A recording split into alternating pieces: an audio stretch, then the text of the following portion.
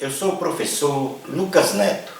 Sejam bem-vindos a mais um programa Escola Bíblica no seu lar. Lição 3: Eleição e predestinação. Introdução. A eleição e a predestinação são os fundamentos base do plano divino da salvação em Cristo.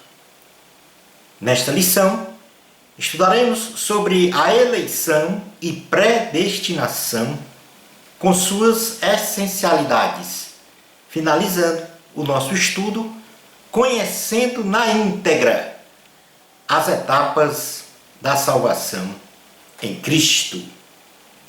Ponto 1. Eleição.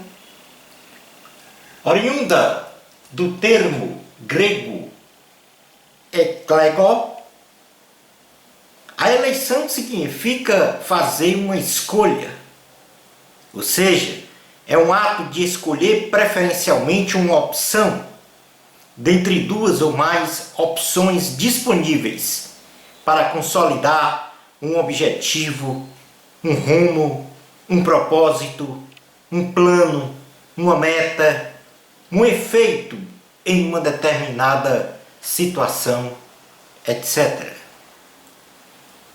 Vamos falar agora um pouco do historicismo da eleição divina. Adão e Eva pecaram contra Deus, contra si e contra toda a humanidade, relegando esta última à condenação eterna numa cronologia de morte física e de morte espiritual. O pecado da desobediência de Adão e Eva nos remeteu por herança a vivermos eternamente separados de Deus. Na carta aos Romanos, capítulo 3, versículo 23, diz assim a palavra: pois todos pecaram e carecem da glória de Deus. No capítulo 6 desta mesma carta aos Romanos, no versículo 23 diz: porque o salário do pecado é a morte, mas o dom gratuito de Deus é a vida eterna em Cristo Jesus, nosso Senhor. Então, quero aqui enfatizar a parte A do versículo 23 que diz: porque o salário do pecado é a morte. Deus deseja ter sempre uma relação de comunhão com seus filhos, para que eles o adorem em espírito e em verdade, e por conseguinte tenham a dádiva de receber bênçãos espirituais, bem como materiais. Deus, em sua presciência e em seu infinito amor, antes mesmo da fundação do mundo, ou seja, antes mesmo de toda a criação, fez a escolha de salvar o homem da condenação eterna e deseja que todos os homens se salvem na base do sacrifício de Jesus Cristo na cruz do Calvário. Pois Jesus é a propiciação pelos pecados do mundo inteiro, ou seja, pelos pecados universal de toda a humanidade.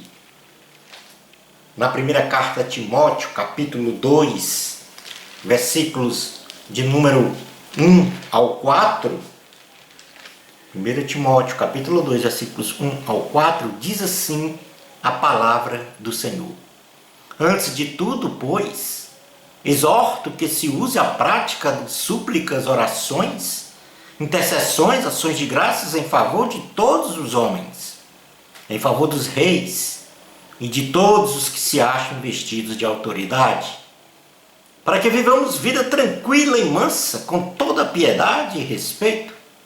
Isto é bom e aceitável diante de Deus, nosso Salvador, o qual deseja que todos os homens sejam salvos e cheguem ao pleno conhecimento da verdade. Na primeira carta de João, capítulo de número 2, versículo 2, diz assim a palavra do Senhor.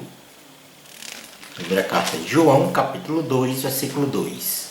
E Ele é a propiciação pelos nossos pecados, e não somente pelos nossos próprios, mas ainda pelos do mundo inteiro. Vamos passar agora a falar sobre as características da eleição divina. Portanto, a eleição se entende como uma escolha feita pelo Senhor de salvar o homem. O homem peca contra ele mesmo, contra Deus, e nos remete à condenação eterna. Deus, em sua presciência, resolve, escolhe salvar o homem. E esta salvação é feita pelo sacrifício de Jesus na cruz do Calvário. Nestas características da eleição divina, nós vamos agora trabalhar 4 pontos importantes desta eleição, desta escolha que Deus realizou. E a primeira característica é a fonte.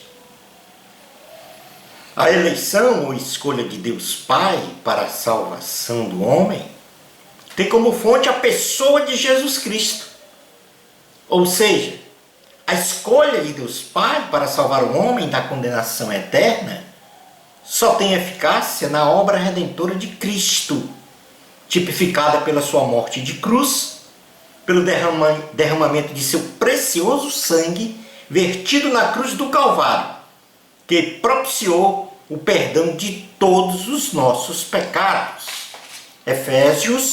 Carta aos Efésios, capítulo 1, versículo 4. A parte A diz assim: assim como nos escolheu nele, antes da fundação do mundo. Assim como nos escolheu nele. Nele quem? Jesus Cristo, antes da fundação do mundo. Então, Deus escolheu, por amor e misericórdia, salvar o homem. E esta salvação, ela é feita tendo como fonte, base, Jesus, através de seu sacrifício, da sua morte de cruz. Neste contexto, portanto, a eleição divina, ela é pessoal. Deus fez uma eleição pessoal para salvar o homem, e quando nós estamos falando aqui de salvar o homem, nós estamos falando dos dois gêneros, masculino e feminino. Porque quando a Bíblia, ou teologicamente, quando a gente se refere à palavra homem, nós estamos falando homem e mulher no sentido de gênero masculino e feminino. Então Deus fez uma eleição pessoal para salvar o homem, para que ele viva eternamente na presença do Senhor, assumindo o homem esta condição de eleito, quando pelo seu livre-arbítrio, ou seja, a sua capacidade de escolher, escolhe a Cristo pela fé como seu Salvador e como seu Senhor. Voltando então na carta aos Romanos, capítulo 8, versículo 1, diz assim a palavra do Senhor: agora, pois, já nenhuma condenação há para os que estão em Cristo Jesus. No capítulo de número 10, versículos 11 ao 13, diz assim a palavra do Senhor. E ainda, capítulo 10, versículos 11 ao 13.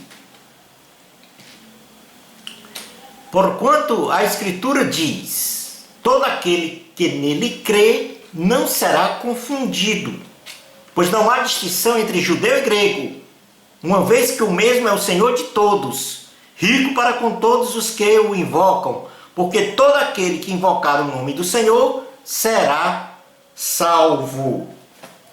Outra característica da eleição divina, ela é universal, ou seja, Cristo veio a este mundo para salvar o mundo.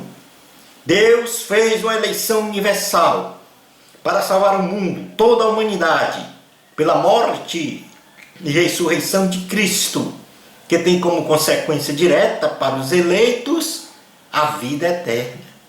Deus escolheu um povo para si, o povo de Deus, pois a união dos eleitos, isto é, a união com cidadãos santos, forma a igreja, o corpo de Cristo, a família de Deus. Na carta aos Efésios, no capítulo 1, versículos 22 a 23, diz assim a palavra: e pôs todas as coisas debaixo dos pés, e para ser o cabeça sobre todas as coisas, o deu à igreja, a qual é o seu corpo, a plenitude daquele que a tudo enche em todas as coisas.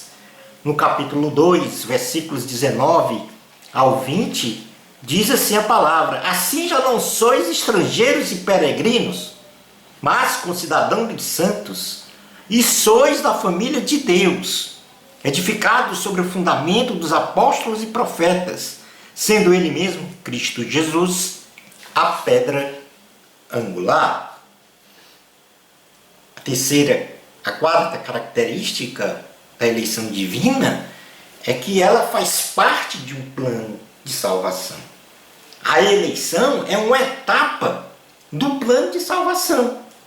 Isso quer dizer que, fazendo parte desta etapa, a eleição em sua essência, como componente de um grande plano da salvação para a humanidade, concebido por Deus, como já falamos, antes mesmo da fundação do mundo, quer dizer que o plano divino da salvação em Cristo foi elaborado segundo a presciência de Deus, quanto à desobediência de Adão e Eva. Então, antes mesmo da criação do mundo, antes mesmo de Adão e Eva serem criados, Deus já estabeleceu no seu infinito amor, na sua infinita misericórdia, um plano de salvação, porque o desejo de Deus é ter comunhão com a sua criação. Portanto, repetindo, como características da eleição divina, a fonte é Jesus Cristo, que através da sua morte nos salvou, fazendo então, ratificando então a eficácia desta escolha feita por Deus, no seu infinito amor e na sua misericórdia de salvar o homem. Então a fonte é Jesus. E esta fonte em Jesus coloca esta eleição como pessoal, salvar o homem de forma unitária, cada um com seu livre-arbítrio decide o seu caminho. Ela é universal porque trata-se da salvação do mundo inteiro, e não só de uma parte. Jesus veio para salvar o mundo, salvar todas as pessoas. E também ela é uma etapa do plano divino da salvação em Cristo Jesus. Mas quais são os efeitos dessa eleição divina? Em primeiro lugar, a eleição divina em Cristo Jesus promove pelo menos dois efeitos. Então, Deus fez a escolha, a fonte desta escolha de salvação é Jesus, e ela promove, em primeiro lugar, a redenção. A redenção do quê? Dos pecados, através da obra redentora. Ou seja, no sentido teológico, a redenção por meio de Jesus Cristo se reporta ao resgate do gênero humano, que se encontrava nas amarras do pecado e de suas consequências. O sangue de Cristo vertido na cruz do Calvário nos livra da servidão do pecado, bem como da maldição da lei e da culpa e do poder do pecado. Efésios capítulo 1, versículo 7, diz assim a palavra do Senhor: no qual temos a redenção pelo seu sangue. Então, na parte A do primeiro capítulo da carta aos Efésios, capítulo 7, diz: no qual temos a redenção pelo seu sangue. Que redenção é essa? Das amarras do pecado. Através de quem? De quê? Da obra redentora, da morte de Cristo na cruz do Calvário.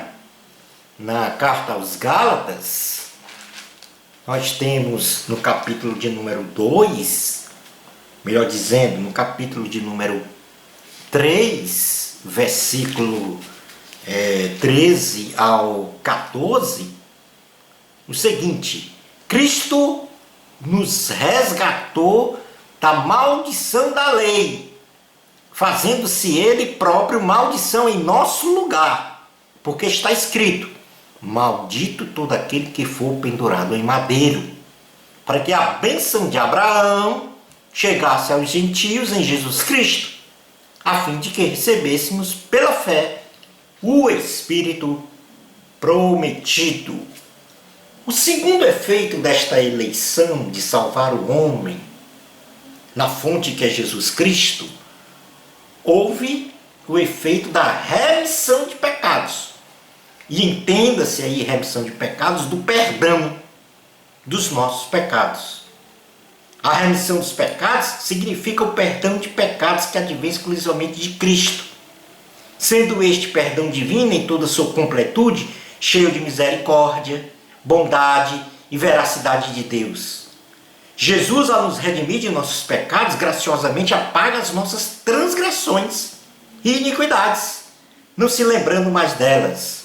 O perdão divino, advindo do infinito amor e misericórdia de Deus, é prerrogativa exclusiva do Senhor, imutável, insubstituível, gratuito e que deve ser recebido por uma verdadeira conversão do pecador ao cristianismo. Ainda na carta aos Efésios, capítulo 1, versículo 7, a parte B, diz assim: no qual temos a redenção pelo seu sangue e a remissão dos pecados, segundo a riqueza da sua graça. E na carta aos Hebreus, capítulo 9, versículos 24 a 28, diz assim a palavra do Senhor: porque Cristo não entrou em santuário feito por mãos, figura do verdadeiro, porém no mesmo céu, para comparecer agora por nós diante de Deus, nem ainda para se oferecer a si mesmo muitas vezes, como sumo sacerdote, cada ano entra no Santo dos Santos, com sangue alheio. Ora, neste caso, seria necessário que ele tivesse sofrido muitas vezes, desde a fundação do mundo.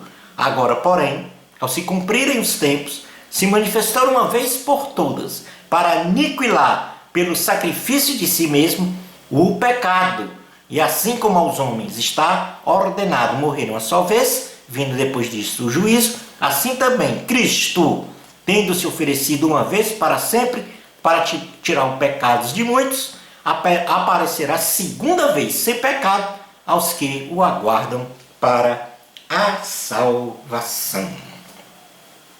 Portanto, aí nós temos dois efeitos da eleição de Deus, no caso em salvar o homem, através da fonte que é Jesus, a primeira sendo a redenção, através da redenção dos pecados, obra redentora, e através da remissão dos pecados, perdão dos pecados.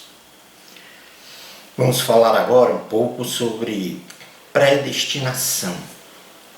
Oriunda do termo grego proorizo, a predestinação significa decisão antecipada de um destino, ou seja, determinar algo ou alguém para um destino de forma antecipada.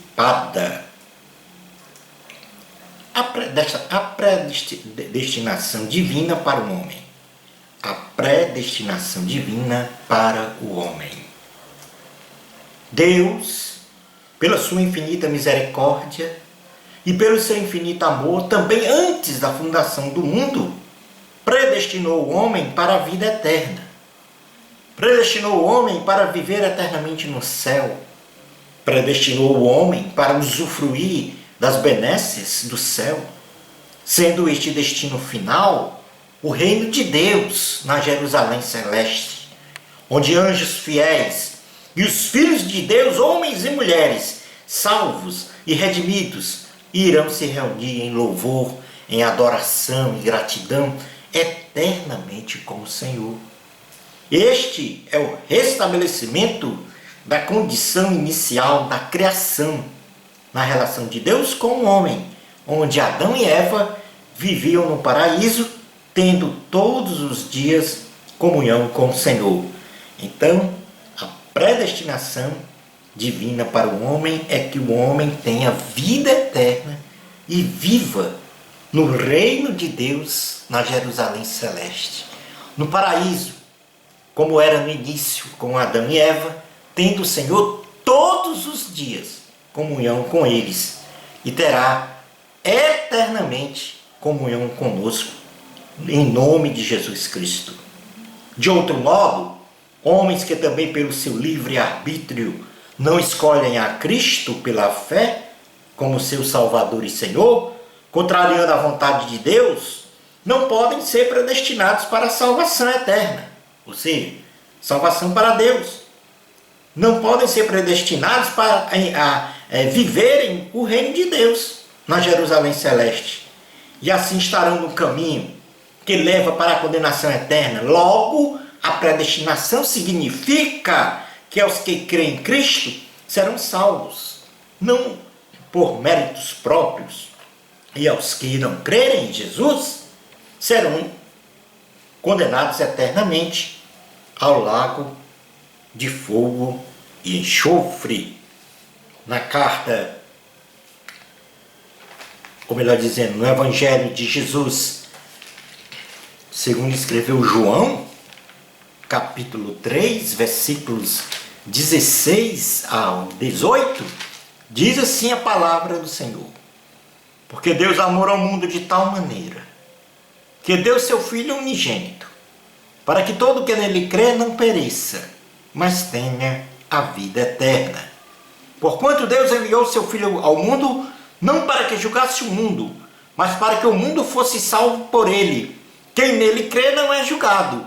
O que não crê já está julgado, porquanto não crê no nome do unigênito Filho de Deus. Anjos predestinados a habitarem eternamente no céu, a viverem para Deus segundo a vontade do Senhor, deliberadamente por livre arbítrio, resolveram seguir a Satanás em rebelião a Deus e por isso deixaram a condição predestinada de estarem no céu e assumirem a predestinação de viverem no inferno. Vamos passar a ver agora algumas características da predestinação divina. Deus escolheu salvar o homem na pessoa de Jesus Cristo, sem qualquer exclusivismo, e o predestinou para ter vida eterna, para que este assuma a condição de ser filho de Deus, santo, irrepreensível diante do Senhor, na prática do amor em toda a sua plenitude. Logo, o eleito deve ser santo, como Deus é santo, e deve estar unido permanentemente a Cristo em santidade. Na carta aos Efésios, capítulo 1, versículos 3 e 4, diz assim a palavra do Senhor: bendito Deus e Pai de nosso Senhor Jesus Cristo, que nos tem abençoado com toda sorte de bênção espiritual nas regiões celestiais em Cristo, assim como nos escolheu nele antes da fundação do mundo, para sermos santos e irrepreensíveis perante ele, e em amor nos predestinou para ele, para a adoção de filhos por meio de Jesus Cristo, segundo o beneplácito de sua vontade. Logo, a primeira característica é que a predestinação divina promove na pessoa uma vida de santidade, uma vida santa. Ou seja, que nós venhamos a nos tornar santos, como Deus é santo, uma vida irrepreensível, como Filho de Deus. Na primeira carta de Pedro, capítulo de número 1, versículos 13 ao 16, diz assim a palavra do Senhor: por isso, cingindo o vosso entendimento, sede sóbrios e esperai inteiramente na graça que vos está sendo trazida na revelação de Jesus Cristo. Como filhos da obediência, não vos amoldeis às paixões que tinhais anteriormente na vossa ignorância. Pelo contrário, segundo é santo aquele que vos chamou, tornai-vos santos também vós, mesmo em todo o vosso procedimento, porque escrito está: sede santos, porque eu sou santo.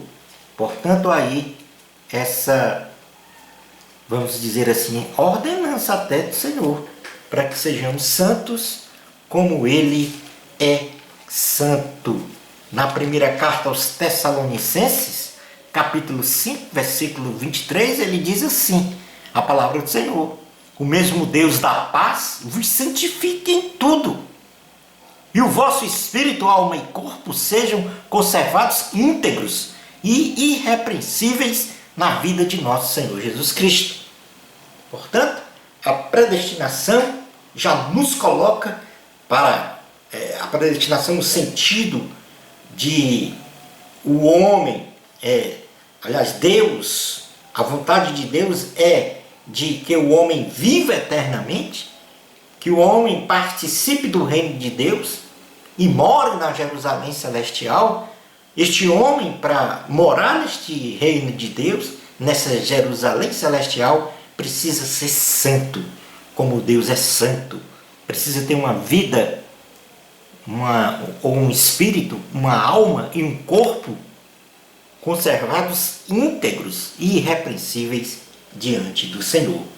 Essa, então, é a característica desta predestinação divina, ou seja, uma vida de santidade. Vamos ver agora os efeitos da predestinação divina. Quais foram os efeitos resultantes em que Deus, pela sua infinita misericórdia e pelo seu infinito amor, antes da fundação do mundo, predestinou o homem para a vida eterna, predestinou o homem para viver eternamente no céu. Quais são os efeitos? Então, continua Deus na sua vontade soberana, Jesus, a fonte de tudo, porque é a morte de Cristo que nos propicia exatamente esta escolha de salvar o homem, esta predestinação para ser salvo, vivendo na Jerusalém celestial. Então os efeitos desta predestinação perpassam, em primeiro lugar, pela adoção de filhos. O termo adoção tipifica o ato de se colocar alguém como filho, que não possui origem biológica com os pais. O cristão se torna filho de Deus por adoção, por meio de Jesus Cristo, o Filho de Deus, o nosso irmão mais velho, do qual nos transformamos para ser a sua imagem e semelhança, formando assim a família divina. Esta condição de filho de Deus, nos dada gratuitamente, ou seja, de graça, segundo o consentimento da vontade do Senhor, é confirmada pelo nosso Espírito, para o louvor e glória de Deus. Na carta aos Romanos, no capítulo de número 8, versículos 15 e 16, diz assim a palavra do Senhor: porque não recebestes o espírito de escravidão para viverdes outra vez atemorizados, mas recebeste o espírito de adoção, baseados no qual clamamos Abba, Pai. Um outro efeito da predestinação, ou seja, viver eternamente no céu, é que nós temos uma herança. Ser herdeiro de Deus e co-herdeiro com Cristo não se reveste ao conceito de heranças materiais, mas à condição de igualdade em toda a herança com a herança de Cristo. Significa, no campo espiritual, a nossa própria salvação, a nossa própria glorificação num corpo incorruptível, a nossa imagem e semelhança moral e espiritual com Cristo. E aliado a tudo isso, uma pátria celestial com todos os benefícios oriundos deste ambiente. Ainda na carta aos Romanos, capítulo 8, versículos 16 e 17, diz assim: o próprio Espírito testifica com o nosso espírito que somos filhos de Deus. Ora, se somos filhos, somos também herdeiros, herdeiros de Deus e co-herdeiros com Cristo. Se com Ele sofremos, também com Ele seremos glorificados. Temos ainda, como terceiro efeito, da predestinação divina, o selo do Espírito Santo. Quando recebemos o selo do Espírito Santo, significa que recebemos a salvação e proteção do Senhor, ratificando-nos como propriedade exclusiva de Deus. Quando o homem ouve a palavra de Deus, se arrepende de coração pela fé, o Espírito se coloca sobre ele e o sela, sendo este homem agora propriedade de Deus, guardado, protegido, e ninguém pode arrancá-lo da salvaguarda de Deus. Então, quando a palavra é pregada e a pessoa de coração se arrepende dos seus pecados, ou seja, recai sobre essa pessoa, quando ouve a palavra, a fé salvadora, ela é despertada neste ser. Este ser humano se arrepende dos seus pecados, vem a tristeza de estar separado de Deus, e aí esta pessoa, ela, por este arrependimento, se converte ao Senhor, e neste momento deste arrependimento de pecados, ele é selado pelo Espírito Santo. Ele passa a ser uma propriedade exclusiva de Deus. Vamos falar agora sobre o plano de salvação. E aqui nós vamos colocar as etapas da eleição e da predestinação no conceito, ou melhor, como componentes do plano divino de salvação em Cristo. Então, o plano de salvação, ele na realidade, ele é constituído de várias etapas, algumas até concomitantes, simultaneamente ocorrem essas etapas. E eu vou aqui mencionar quais são, falando rapidamente, chegando então ao final desta nossa lição. A primeira etapa, vamos falar inicialmente do plano de salvação, que nós já falamos, O pecado, mas aqui a gente vai fazer uma repetição. O pecado da desobediência de Adão e Eva, de modo inevitável, ela separou o homem de Deus. E o homem, em sua condição decaída, nada poderia fazer. Mas Deus, com sua presciência, já havia antes da fundação do mundo, elaborado um plano para que o homem pudesse retornar ao seu estado original de comunhão com o Senhor nosso Deus. E este plano foi construído na base da morte vicária de Jesus Cristo. Um Deus que se fez carne, que habitou entre nós e pelo seu sangue na cruz livrou a humanidade da condenação eterna. A salvação tem origem em Deus. E devido a isso, ou seja, essa origem em Jesus, e devido a isso nós podemos buscá-la e ter a certeza de que seus efeitos são permanentes e duradouros, porque ela é boa, a salvação é eterna, A salvação ela é perfeita, a salvação é única, a salvação é um ato de amor, é uma manifestação da graça de Deus.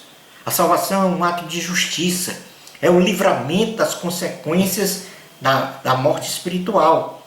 A salvação é a libertação de uma condenação eterna, onde viveríamos sofrendo no reino das trevas do diabo.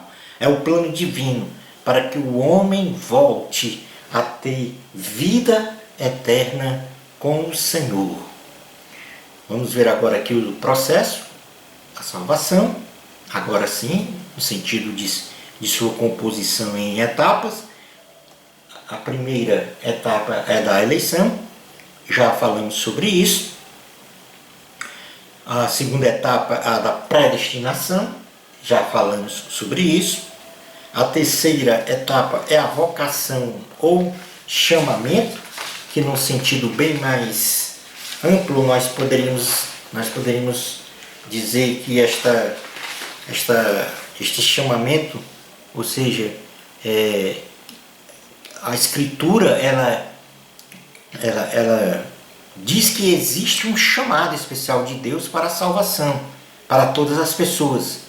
Mas também se percebe que este chamado só atua de maneira eficaz aos que reagem a este chamado, compreendendo o real significado do Evangelho de Cristo, sobre a obra da iluminação do Espírito Santo, sendo isto necessário devido à depravação moral e espiritual dos homens, que se entregaram ou se entregam a toda sorte de pecados mundanos, que os impede de captar a verdade revelada de Deus. Este chamado especial é eficaz, porque para os que realmente creem na extraordinária mensagem da salvação, eliminando assim os efeitos malignos do pecado. Após esse chamado, aparece então a fé salvadora. E a fé salvadora ela vem pela pregação da palavra de Deus, que desperta no ser humano o reconhecimento de sua fragilidade espiritual, do seu estado pecaminoso e distante de Deus, aflorando na sua alma a necessidade e o desejo de salvação em Deus na pessoa de Jesus Cristo. O Espírito Santo faz o gracioso convite ao pecador para a salvação através da pregação da palavra de Deus. O chamado decisivo para a salvação não é feito por língua humana, mas sussurrada à alma diretamente pelo Espírito Santo. Porém, os pregadores da palavra de Deus são importantes instrumentos de Deus, mas devem afastar de si qualquer semente de arrogância ou de estrelismo. Ora, após o chamado, ao despertar desta fé salvadora, vem o convencimento do pecado e do juízo. A fé da salvação pela ação do Espírito Santo e da palavra de Deus pregada nos convence do pecado, da justiça e do juízo e, portanto, nos leva pela fé ao arrependimento e à conversão para Cristo. Após esse convencimento vem o arrependimento de verdade, que do ponto de vista bíblico é a ação voluntária de uma pessoa em reconhecer os seus pecados e confessá-los a Deus, e sobre a ação do Espírito Santo mudar o seu comportamento ético, moral, social e espiritual. O arrependimento caracteriza-se por um sentimento piedoso de pesar pelo mal que fizemos, e assim, ao se arrepender, o indivíduo se inclina a abandonar e repudiar o pecado e, conscientemente, sem interferência emocional, se desperta para o desejo de ter comunhão com Deus. Se não houver arrependimento consciente e real, não haverá a verdadeira condição de salvação do poder do pecado. Aí vem o perdão dos pecados, que nós colocamos como a remissão dos pecados, sobre os domínios do Espírito Santo. O homem não só compreende todo o plano de salvação, bem como entende claramente que não são seus pecados, mas também todos os pecados da humanidade que foram perdoados por causa da crucificação, da morte e da ressurreição de Jesus. A fé nos habilita a recebermos a graça de Deus e é indispensável para a salvação, de forma a reconhecermos as verdades absolutas do Senhor. A fé significa crer que algo é verdadeiro. E no sentido do cristianismo, quem crê em Jesus como único e suficiente Salvador, recebe a remissão de pecados, recebe o perdão de suas transgressões. Na sequência vem a justificação. Sem que o homem mereça, ele é declarado justo, porque o seu pecado é imputado a Cristo. E a justiça de Cristo é concedida a ele. O homem é declarado justo com perdão e esquecimento pleno de toda infração cometida por ele na época em que andava nas trevas pecaminosas. Depois da justificação vem a conversão propriamente dita, que é o primeiro passo na vida cristã de uma pessoa. Isso se caracteriza pelo ato de ela deixar o pecado em arrependimento e voltar-se para Cristo em fé. Só existe um ponto na vida de uma pessoa para voltar-se para Cristo, e este ponto é a conversão, uma mudança em sua vida no sentido da sua conduta moral e espiritual, em resposta à oferta da salvação dada pelo nosso majestoso Deus. Aí vem a regeneração, que é a partir da conversão, que implica na mudança de rumo da vida moral e espiritual de uma pessoa, que é a resposta à salvação que Deus proporciona aos homens. Aí vem o quê? A regeneração, que é o novo nascimento. É o que chamamos de nascer de novo, e se consubstancia numa reversão total das tendências naturais da pessoa. Isto é, Deus transforma o indivíduo de tal maneira que ele adquire uma vitalidade e maturidade espiritual, restaurando ao padrão de perfeito alinhamento com a vontade do Senhor. Em seguida vem a adoção, ou seja, são adotados como filhos de Deus, onde se estabelece como uma mudança de estado, de orfandade para um estado de aceitação e de favor. Aí nos tornamos filhos de Deus, restaurando o nosso relacionamento que o homem antes do pecado tinha com Deus, e pelo pecado perdeu este relacionamento.